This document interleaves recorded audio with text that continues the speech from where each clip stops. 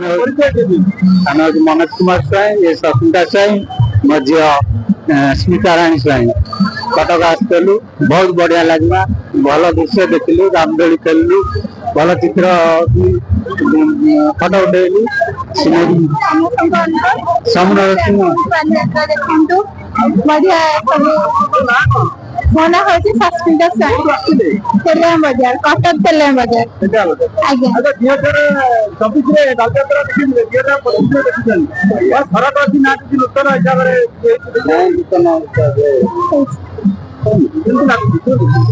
ଭଲ ଲାଗୁଛି, ବହୁତ ବଢିଆ ଲାଗୁଛି। ଆମେ ମିନିମମ୍ 8 ବର୍ଷ ହେଲା, 8 ବର୍ଷ ହେଲା। ଆଜ୍ଞା ନାଇଁ, ଏ ବର୍ଷ ଟିକେ ବହୁତ ଭଲ ଲାଗୁଛି। ଆଜ୍ଞା ଭଲ ଡିଜାଇନ ହେଇଛି। ଆଉ